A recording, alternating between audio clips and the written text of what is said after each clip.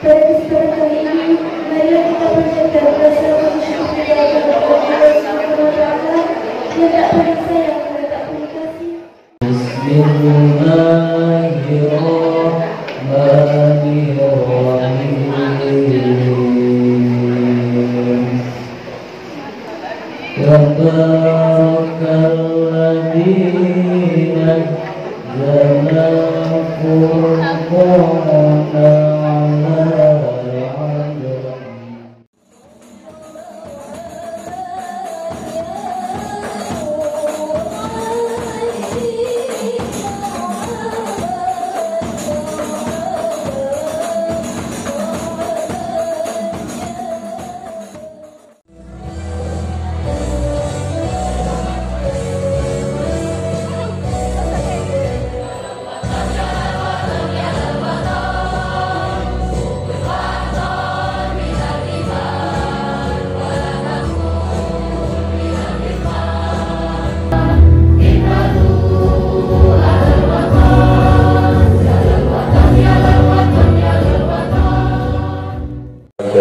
sehingga kita masih bisa berkumpul pada siang hari ini dalam rangka acara peringatan Maulid Nabi Muhammad, Hari Pahlawan dan seminar.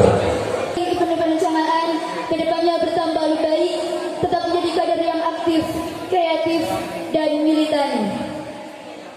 Lain itu juga pengaruh dari pimpinan anak cabang. Pada waktu itu pimpinan anak cabangnya itu Faktum.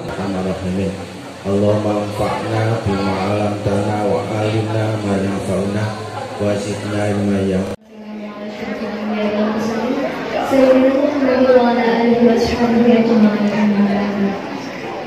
Langsung saja rekan-rekan kita, saya di sini sebagai moderator dari seminar dengan tema optimalisasi peran anggota dalam pengembangan organisasi. Sebelumnya akan saya bacakan terlebih dahulu CV dari pemateri pertama, yakni nama Nur Afifah, sarjana matematika, tempat tanggal lahir Gresik 22 Mei 1995. Pemateri kedua yakni nama Fathul Falahil Amin, tempat tanggal lahir Gresik 1 Agustus 1985. Assalamualaikum warahmatullahi wabarakatuh. Halo. Hai. Halo. Sudah siap?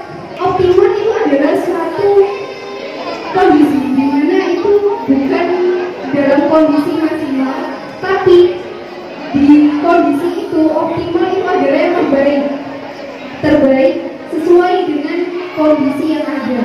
Itu namanya optimal. Berbeda lagi dengan maksimal.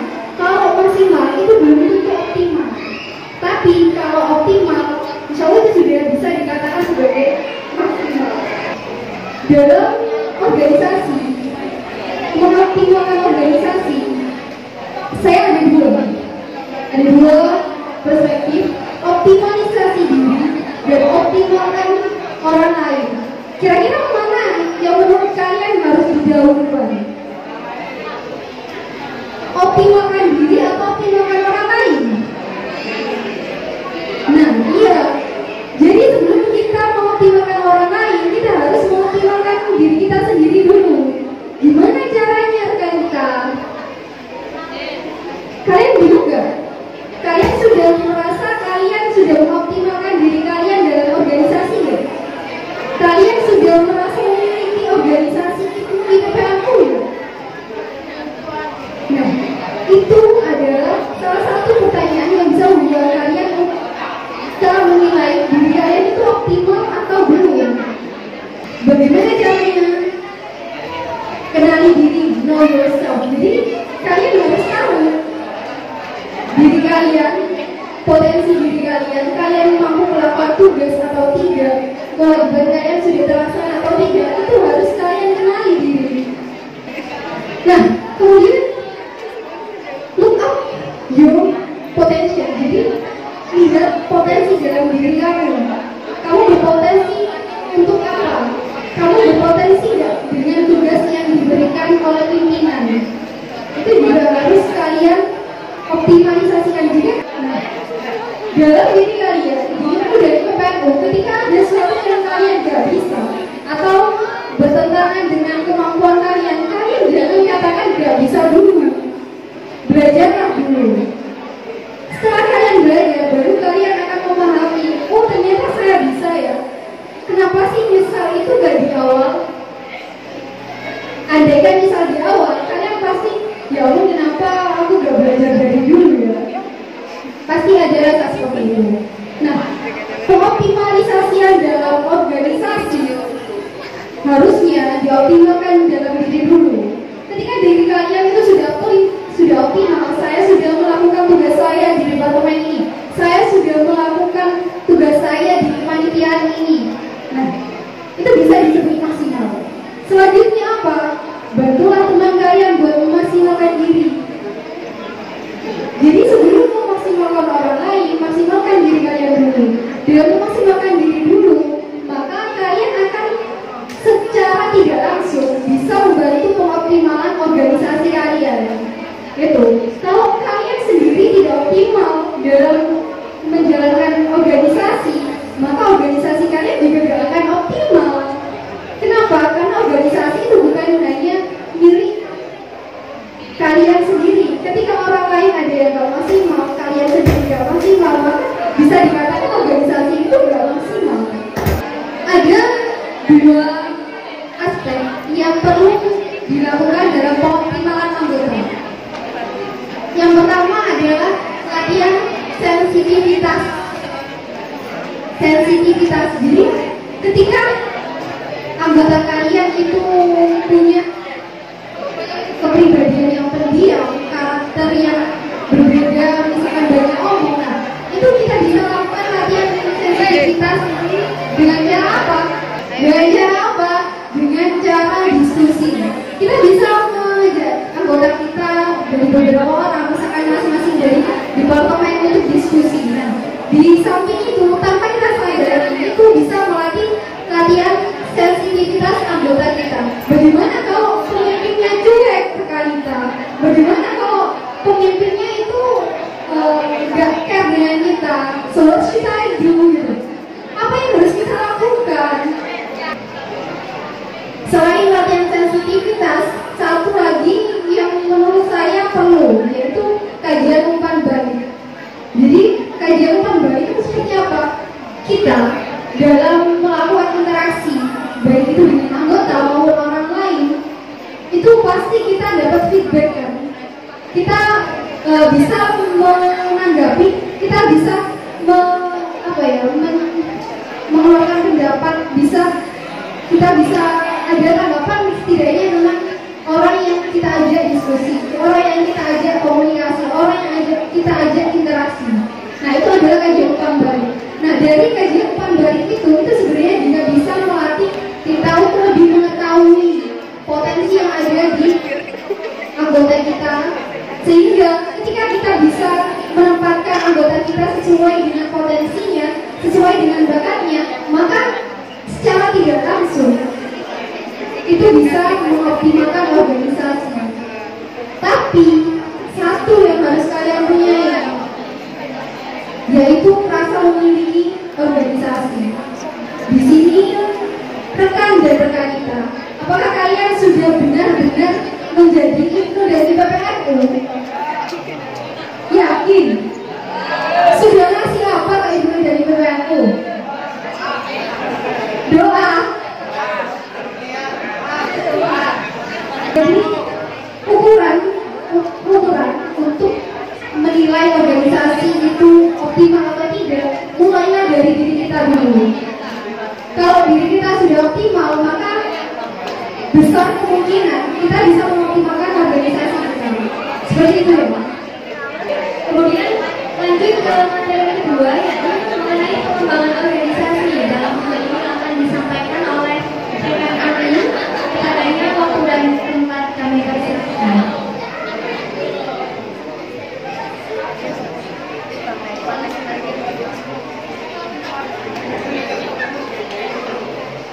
Assalamualaikum warahmatullahi wabarakatuh.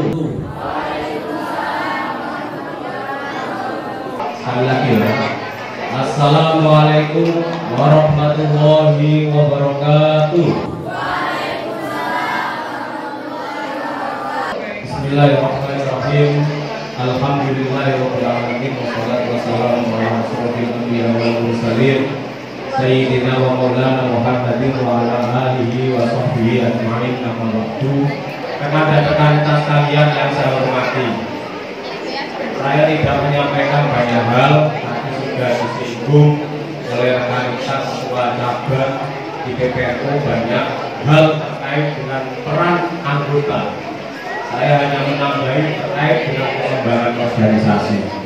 Rekan dan rekan kita sekalian, pengembangan organisasi hari ini adalah yang saya singgung adalah organisasi IPNU dan IPPNU.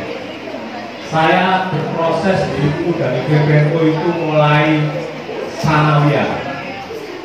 Jadi anggota bagian penggalian dana door-to-door dari rumah ke rumah dermawan ahlinya sampai jadi ketua PCU tahun 2012. Proses itu saya alami sendiri dan saya tahu betul bagaimana peran ranting itu adalah ujung tombak dari organisasi. Jadi pengembangan organisasi yang hari ini saya singgung adalah pengembangan organisasi IPNU dan IPPNU. Rekan dan rekan kita sekalian yang saya hormati, ada 4 hal yang harus Anda siapkan di dalam IPNU dan IPPNU agar organisasi kita ini berkembang secara optimal seperti yang disampaikan oleh rekan kita anggota tadi. Apa 4 hal tersebut rekan dan rekan kita? Yang pertama adalah kaderisasi. Perlu diingat rekan dan rekan kita, dengan itu adalah kader, ya, kader, kawa candra di muka, pengurus Nahdlatul Ulama masa depan adalah kader rekan kita.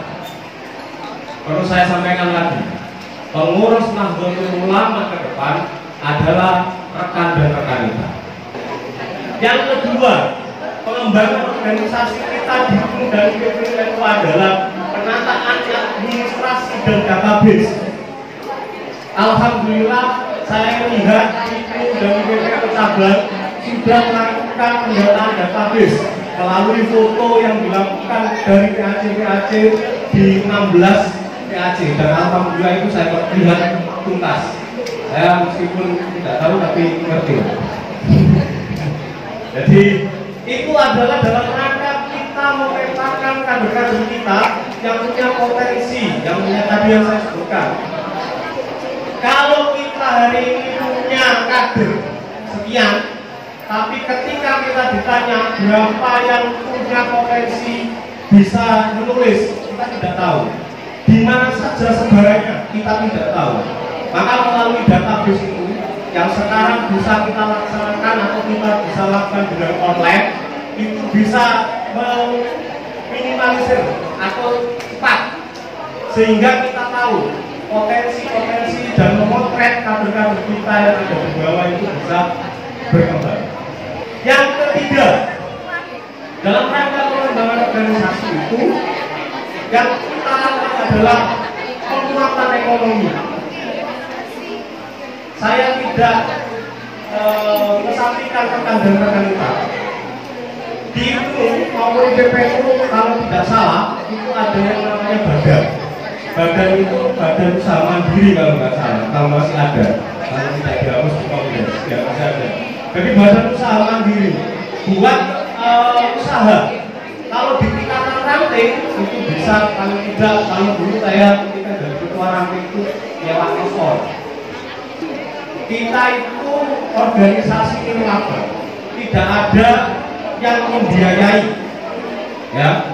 Jenengan rekan dan rekan kita ikut dalam PPNU itu tidak ada yang membiayai, pengurus cabang itu tidak ada biayanya. Saya makanya tadi dibilang apa yang Anda berikan di IPNU dan PPNU tidak ada, dengan doa. Jenengan kalau di PPNU yakinlah bahwasanya Mas hidup jenengan barokah. Kalau tidak barokah di mental itu, maka besok ketika Anda berkeluarga akan barokah. Cari pekerjaan depan. Nah, Anda akan membuktikan. Ini ada kader Tenis Asrofi. Nah, ini kader. Ya, kalau bukan Mas, saya semangat. Ya, masalah itu barokah dari PPA itu karena pengurus itu dari PPNU. Yang keempat, ini agak berat ini yang keempat ini. Yang keempat itu adalah distribusi kader. Rekan dan rekan kita hari ini baik di cabang maupun pimpinan anak cabang harus sudah memetakan bagaimana rekan dan rekan kita harus terdistribusi. Kaderisasi itu dari PPNU meskipun ditingkatkan itu dari PPNU paling tidak harus terdistribusi di pos-pos strategis.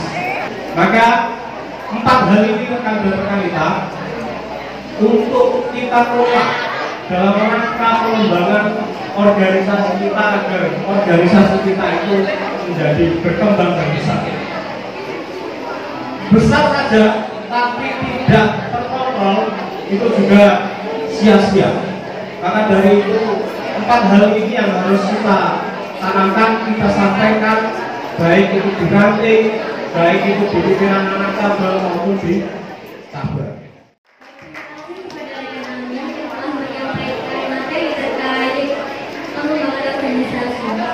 Masuk ke sesi selanjutnya yaitu tanya jawab.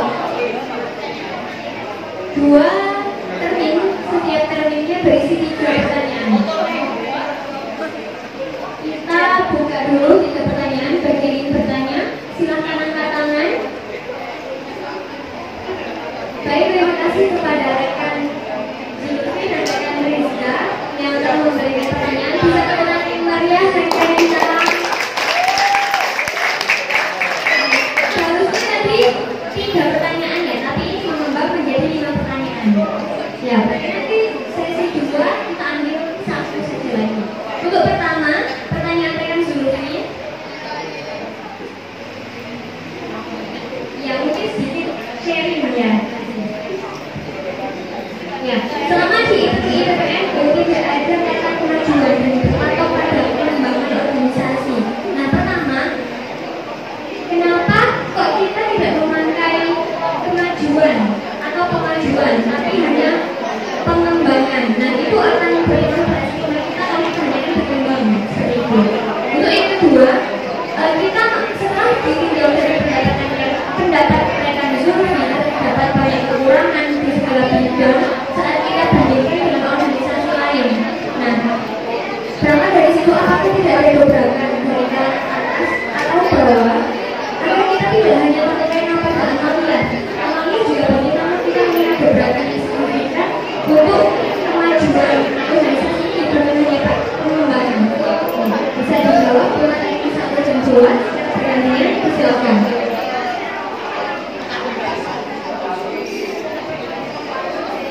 Terima kasih. Itu tadi pertanyaan ya, sharing ya, yang bisa juga. Kenapa sih kok pakai pengembangan terus, gak ada kemajuan sama sekali? Sedangkan makna dari suatu kata itu bisa mempengaruhi perspektif kita dalam berpikir. Iya kan? Nah, iya. Jadi mungkin kenapa kok pengembangan saya sendiri itu tidak tahu, tapi di dalam makna organisasi pengembangan itu berarti organisasi kita berkembang. Nah, kenapa tidak maju? Nah, ini mungkin sebuah usulan ya, usulan juga buat kita. Mungkin nanti akan kita sampaikan juga ke atas. Sedangkan kalau di PD itu sendiri bukan hanya pengembangan sebenarnya, tapi kata kemajuan itu juga sering kami gunakan, baik di dalam pena ataupun kata-kata sederhana yang kita masukkan dalam sebuah perkataan atau yang lainnya. Kata kemajuan memang sudah sering. Hanya saja mungkin yang lebih intensitas kegunaannya lebih banyak itu kata pengembangan gitu. Berkaitan dengan perkembangan dan kemajuan, kita tidak kasih ukuran kemajuan itu di mana. Jadi tantangan kemajuan itu menurut Ibu dan BPNU itu masih belum dijelaskan secara jelas. Artinya begini, maju itu kalau definisinya itu adalah kaderisasi jalan, itu maju. Jadi maju. Ada yang mengatakan juga kader-kadernya militan, itu juga maju. Terima kasih atas jawaban dari kedua materi mengenai pertanyaan dari Rektor Zulfi. Kedua, pertanyaan dari rekan Rizka. 3 pertanyaan. Yang pertama, kenapa diharuskan aktif berorganisasi di NU jika itu dengan dalih berjuang di NU? Padahal aktif di OSIS juga bisa, karena itu juga adalah pengalaman kemarin. Karena biasanya terbengkalai aktif antara kedua organisasi baik NU atau OSIS. Pertanyaan kedua, kerja ke IPPNU ini sepertinya prosesnya seperti apa ya? Maksudnya naik ke atas atau atas ke bawah? Naik ke atas. Maaf, dari bawah ke atas atau dari atas ke bawah? Yang ketiga, sebesar apa sih sebenarnya organisasi itu bisa berkembang? Silakan. Ini kenapa kok sebenarnya sistemnya itu dari atas ke bawah atau bawah ke atas? Ya.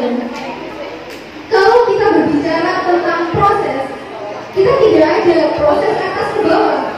Ya, tidak ada. Nggak mungkin orang yang sudah di atas mau berproses lagi ke bawah.